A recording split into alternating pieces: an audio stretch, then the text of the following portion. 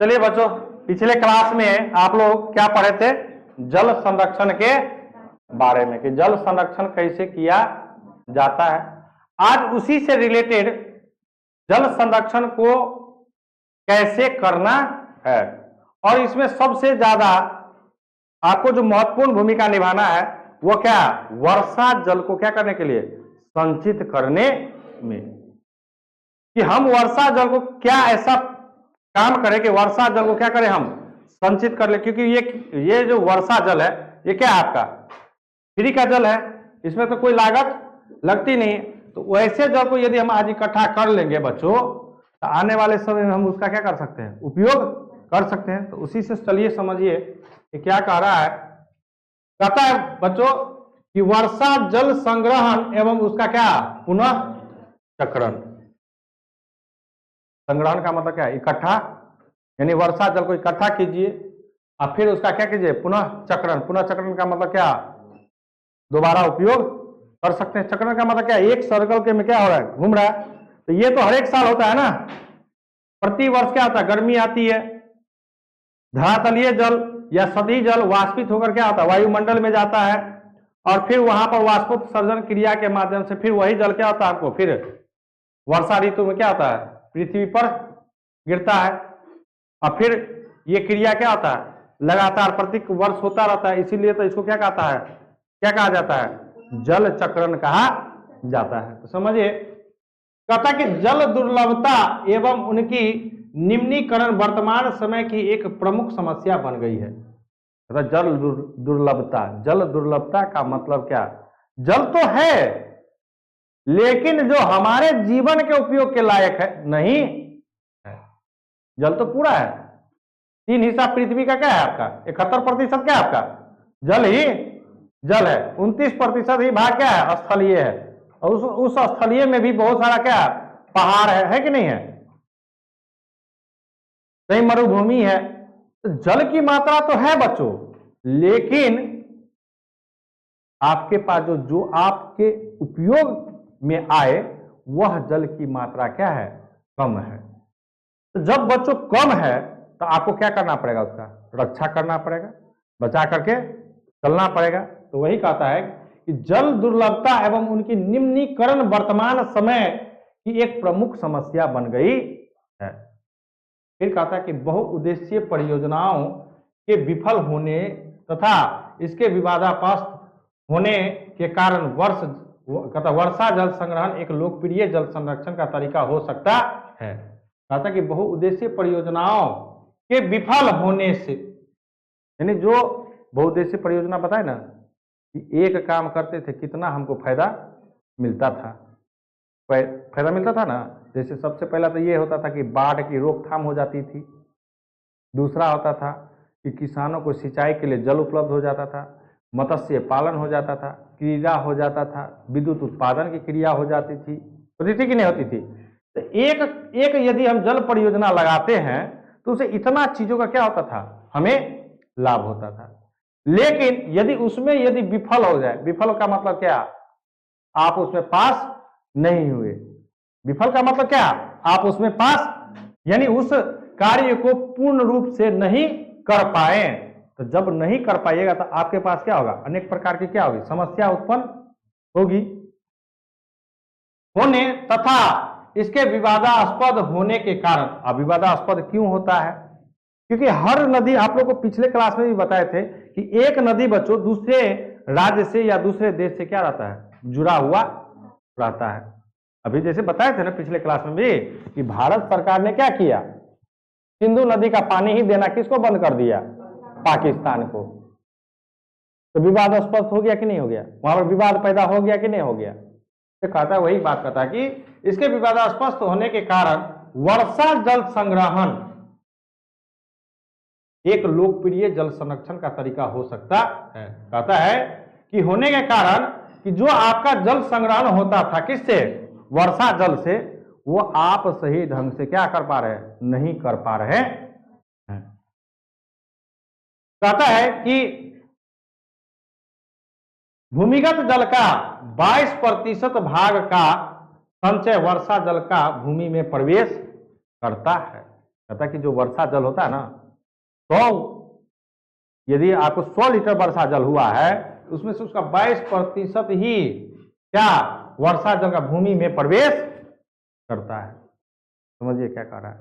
यदि आपके पास 100 लीटर यदि वर्षा जल हुआ है, तो उसमें से 22 लीटर ही वर्षा जल जो है ना, वो भूमि के अंदर क्या होगा, प्रवेश करेगा। तो भूमि के अंदर प्रवेश करने के लिए तो सबसे सहायक कौन होता है, पेड़ पौधा, बताए हैं।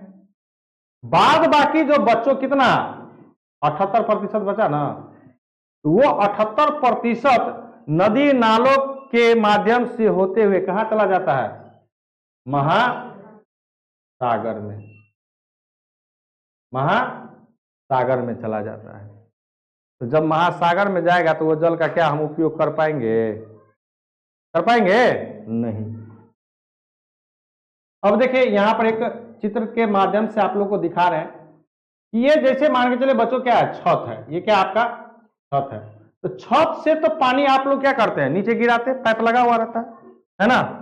और यदि इस पाइप को यदि घर के बगल में कहीं पर गड्ढा खोद दिया जाए, वर्षा जल संग्रहण की बात कर रहे हैं, गड्ढा खोद दिया जाए तो ये पानी आकर के इस गड्ढा में क्या होगा, जमा होगा।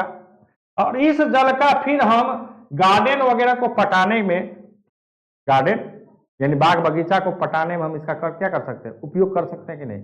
तो उतना जितना जल हम इस जल को संचित करके हम इसका उपयोग क्या किए, गार्डन पटाने में यानी सिंचाई करने में, तो उतना तो जल हमको भूमिगत से क्या करना पड़ेगा, कम निकालना पड़ेगा कि नहीं निकालना पड़ेगा, है कि नहीं है। क्लियर है। जैसे फॉर एग्जांपल, जैसे अभी प्रत्येक घरों में नल जल योजना से पानी पहुंचाया जा रहा है, तो जितना जल आपको मिल रहा है तो उतना तो आप अपने कल को क्या कर रहे हैं, कम चला रहे हैं कि नहीं चला रहे हैं, कम चला रहे हैं ना। तो जितना आप कम चला रहे हैं तो उतना पानी क्या हो रहा है, कम निकल रहा है। तो वो भविष्य में फिर वो जो पानी बचा रहेगा उसका हम भविष्य में क्या कर सकते हैं, उपयोग कर सकते हैं। कहता कि करने से होता है, कहता सूखे एवं अर्ध सूखे क्षेत्रों में वर्षा जल को एकत्रित करने के लिए गड्ढों का निर्माण किया जाता था। कहता है कि जिस क्षेत्र में सूखा है या अर्ध सूखा है, तो सूखा का कारण क्या है कि उस क्षेत्र में नदियों की संख्या क्या होगी, कम होगी, तभी तो सूखा है ना, अन्यथा क्या सूखा होता। तो कहता है कि वर्षा जल को एकत्रित करने के लिए गड्ढों का निर्माण किया जाता था, जिससे मिट्टी सिंचित कर खेती की जा सके। कहता है कि जो पानी आपके पास अब गड्ढा में जमा हो गया, तो उस पानी का उपयोग कीजिए क्या चीज में, फसल को सिंचाई करने में। कहता वर्षा जल के संग्रहण को राजस्थान के जैसलमेर में खादिन कहा जाता है, यानी हर जगह अलग अलग नाम दिया गया। हाँ, तो वहां पर क्या, और आप तो जानते हैं कि राजस्थान क्या है, एक मरुभूमीय स्थल है। राजस्थान का जमीन जो है वो कैसा है, मरुस्थलीय है ना। अब मरुस्थलीय में मतलब क्या, बालू। अब बालू में जानते हैं कि पानी का क्या होता है, पानी धारण करने की क्षमता क्या होती है, कम होती है कि अधिक होती है, कम होती। सीधे ना बालू कम, काफी कम होता है, काफी क्या होता है, कम। यानी क्या, जैसे ही पानी डालिएगा बालू में, वो सीधे के सीधे क्या हो जाएगा, वो सोख लेगा। तो ऊपर में क्षमता को रहा, ऊपर में ज्यादा देर टिकाने का नहीं। तो कहता कि जैसलमेर में क्या उसको कहा जाता है, खादिन। अन्य क्षेत्रों में जोहर के नाम से क्या किया जाता है, पुकारा जाता है। राजस्थान के बिरानो, फलोदी और बाड़मेर जैसे सूखे क्षेत्र में पेयजल का संचय भूमिगत टैंक में किया जाता है। यानी क्या, भूमि के अंदर एक टैंक बना दिया जाता है। जैसे हम लोग इलाका में क्या है, लेटरिन बाथरूम के लिए हौदी बनाते हैं ना, तो उधर भी क्या, पानी को एक टैंक में क्या किया जाता है। जैसे देखते होंगे कि पेट्रोल पंप पर आप जाते हैं, पेट्रोल भरते हैं ना, तो वहां नीचे में टैंक बना रहा था, जिसमें क्या पेट्रोल को क्या किया जाता है, स्टोर करके रखा जाता है। और समय समय पर क्या, पाइप के माध्यम से आपको जितना लीटर लेना उतना लीटर ले लीजिए, फिर खत्म होगा, फिर पेट्रोल मंगा के उसमें क्या कर देगा, भर देगा। तो उसी तरह वहां पर टैंक बनाया जाता है, और उस टैंक में क्या किया जाता है, पानी को भर दिया जाता है। कहता कि टैंक में किया जाता है, जिसे क्या कहते हैं, टाका कहा जाता है। अब देखिए वही राजस्थान का ही जगह है, वहां पर क्या किया जाता है, उसको टाका कहा जाता है। मेघालय स्थित चेरापूंजी एवं मौसिन राम में विश्व की सर्वाधिक वर्षा होती है। कहता कि चेरापूंजी, और ये कहां पर, मेघालय का है, कौन सा राज्य? मेघालय का जो चेरापूंजी नाम आप लोग सुने होंगे, हाँ। और मौसिनराम में विश्व की सर्वाधिक वर्षा होती है, यानी सबसे ज्यादा यहीं पर इन दो क्षेत्रों में होती है, तथा जहां पेयजल संकट का निवारण लगभग 25% छत जल संग्रहण से होता है। मतलब क्या, अभी बताए ना कि छत पर जो पानी गिरता है उस पानी को क्या किया जाता है, स्टोर कर लिया जाता है, और उस पानी का उपयोग करता है बर्तन धोने में, कपड़ा धोने में, बाग बगीचा को पटाने में, हाँ, खेतों में सिंचाई करने में, मत्स्य पालन करने में। तो उतना तो क्या हुआ, उसका पानी तो क्या हुआ, बचा कि नहीं बचा? उतना तो भूमिगत से क्या होगा, कम निकालना पड़ेगा। कहता कि मेघालय के शिलांग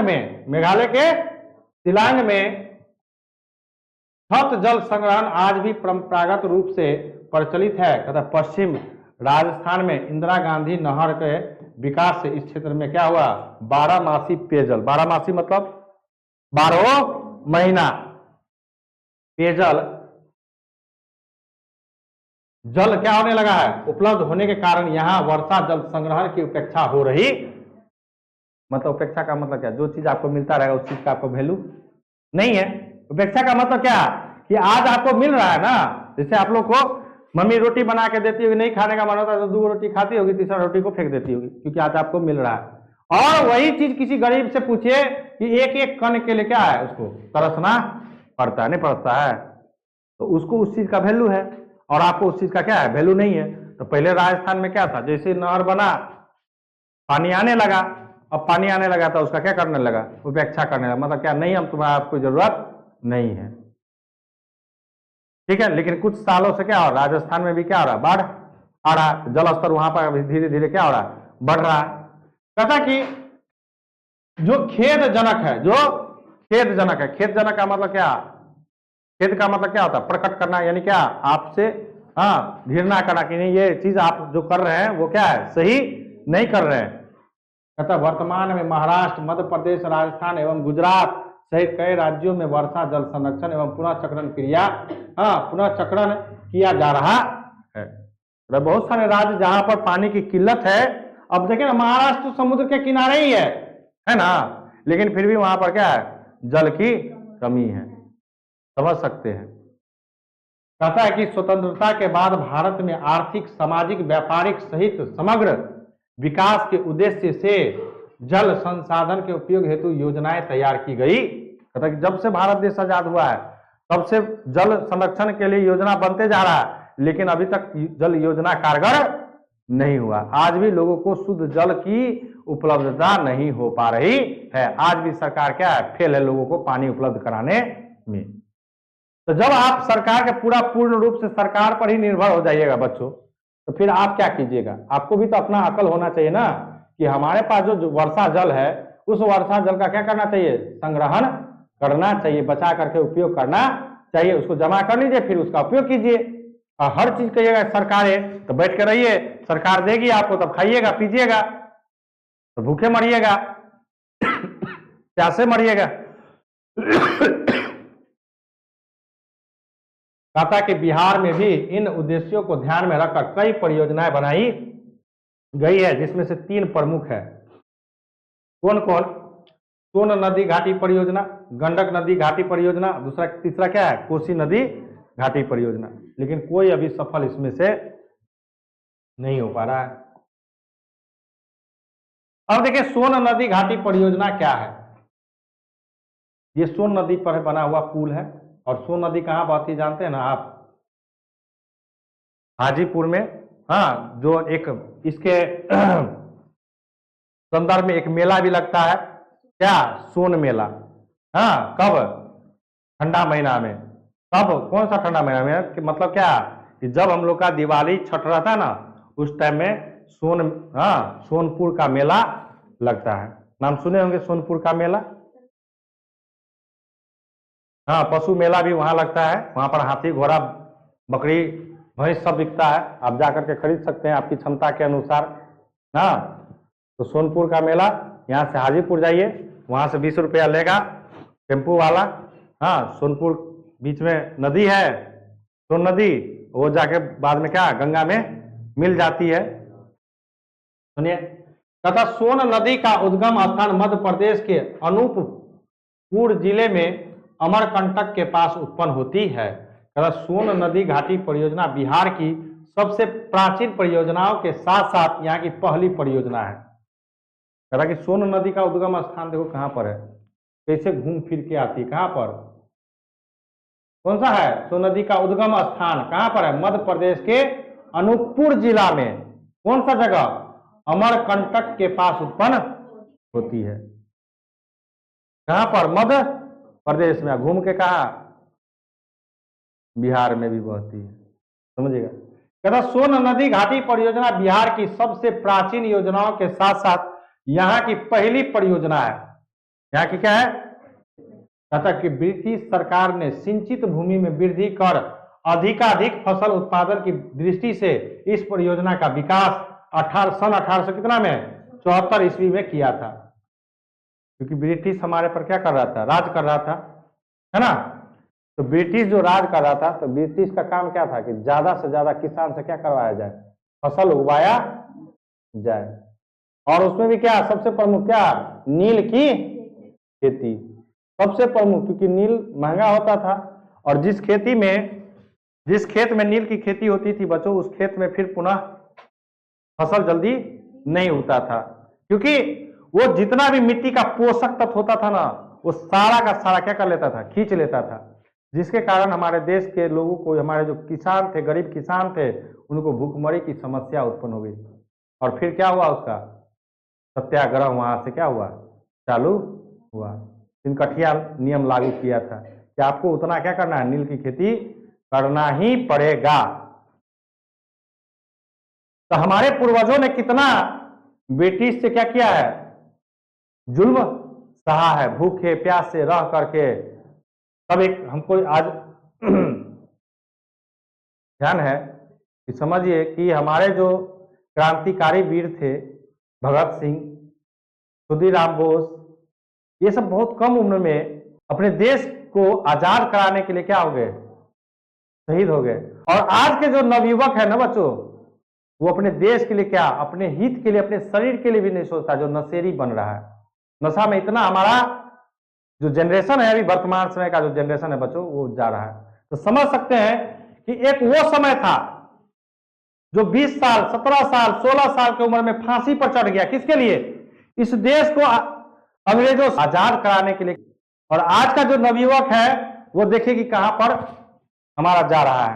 क्या हमारे देश को ये क्या विकास कर पाएगा, जो खुद का अपने शरीर, अपने माँ बाप की बातों को नहीं मान करके नशा कर रहा है, वो देश के बारे में क्या सोचेगा।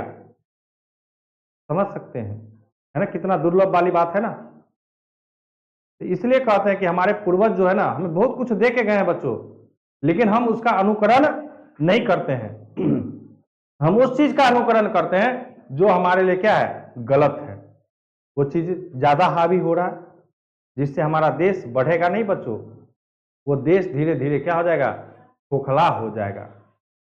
क्लियर है, तो दिक्कत है इसमें नहीं। चलिए, तो वही कहा था कि उत्पादन के लिए सन 1874 ईस्वी में किया था, जो सुविकसित रूप से यह नहर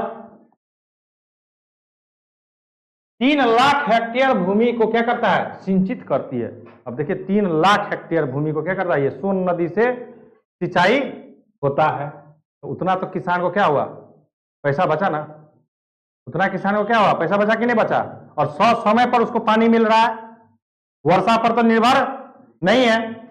कहता कि फिर 1968 ईस्वी में इस योजना के डेहरी से 10 किलोमीटर की दूरी पर स्थित इंद्रपुरी नामक स्थान पर बांध लगाकर बहुउद्देशीय परियोजना का रूप देने का क्या किया गया, प्रयास किया गया। कहता कि ये जो नदी योजना है 1968 में क्या, इस योजना के डेहरी से, डेहरी एक जगह का नाम है, वहां से 10 किलोमीटर की दूरी पर स्थित इंद्रपुरी नामक स्थान पर बांध बनाकर क्या, बहुउद्देशीय परियोजना, मतलब क्या कि काम एक फायदा अनेक रूप देने का प्रयास किया गया।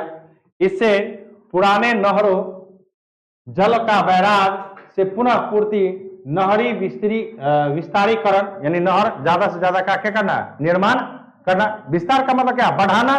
विस्तार का मतलब क्या, नहरों की संख्या क्या करना, आपको बढ़ाना है। विस्तारीकरण एवं सुदृढ़ हाँ, सुदृढ़ीकरण हुआ है। यही कारण है कि सोन का यह सूखाग्रस्त प्रदेश आज बिहार का क्या, चावल का कटोरा के नाम से जाना जाता है। ठीक है ना। तथा इस परियोजना के अंतर्गत जल विद्युत उत्पादन भी होता है तथा उत्पादन के लिए विद्युत शक्ति गृह की स्थापित भी हुए हैं। और पश्चिमी नहर पर, ये तो पूर्वी नहर पर था ना, ये क्या था आपका, और ये क्या है आपका पश्चिमी नहर, समझिएगा। कहता कि पश्चिमी नहर पर डेहरी के समीप शक्ति गृह की स्थापना की गई है, जिससे कितना 6.6 मेगावाट ऊर्जा उत्पाद क्या होता है, निर्माण होता है। और इस ऊर्जा का उपयोग क्या, डालमिया नगर का एक बड़े औद्योगिक प्रतिष्ठान के रूप में क्या है, उभर रहा है। डालमिया नगर जब आप जाइएगा बच्चों, यहां से मुजफ्फरपुर, और मुजफ्फरपुर से जब आप जाइएगा, मुजफ्फरपुर से होते हुए सीतामढ़ी कह रहे हैं, पश्चिमी चंपारण होते हुए जब जाइएगा तो आपको वहां पर एक जगह का नाम मिलेगा क्या, डालमिया नगर, जहां पर सीमेंट वगैरह का क्या है, फैक्ट्री है। और इसी के नाम पर डालमिया सीमेंट भी निर्माण होता है। वहां पर बड़ा बड़ा फैक्ट्री है, जिसको क्योंकि बड़े बड़े फैक्ट्री को चाहिए क्या बच्चों, मशीन चलाने के लिए क्या चाहिए, बिजली चाहिए कि नहीं चाहिए, तो उसको ये क्या किया जाता है, सप्लाई किया दिया जाता है। कहता कि बिहार विभाजन के पूर्व इंद्रपुरी जलाशय योजना कदवन जलाशय योजना के नाम से जानी जाती थी। इसके अतिरिक्त भी बिहार के अंतर्गत कई नदी घाटी परियोजनाएं प्रस्तावित है, यानी सरकार उसको क्या कर रहा है, रखा हुआ है दिमाग में कि यहाँ यहाँ बनाना है, लेकिन बनाया अभी नहीं है। कहता जिसके विकास की आवश्यकता है, जिनमें दुर्गावती जलाशय परियोजना, ऊपरी क्यूल्प जलाशय परियोजना, बागमती परियोजना तथा बरनार जलाशय परियोजना इत्यादि शामिल है। तो ये दुर्गावती समझ रहे हैं ना कि ये क्या है, आपका बिहार विभाजन हुआ किससे, झारखंड, यानी बिहार से अलग हो गया कौन, झारखंड। तो बहुत सारे ऐसे जो है जो बिहार में है, बहुत सारे ऐसे हैं जो क्या है झारखंड में। आज आपका चैप्टर क्या हो गया बच्चों, क्या, द इंड। ठीक है, अब इसका आप लोगों का क्या होगा, क्वेश्चन आंसर मिल जाएगा। ठीक है, कल आप लोगों को इसका क्वेश्चन आंसर मिल जाएगा, कोई दिक्कत नहीं है। चलिए ठीक।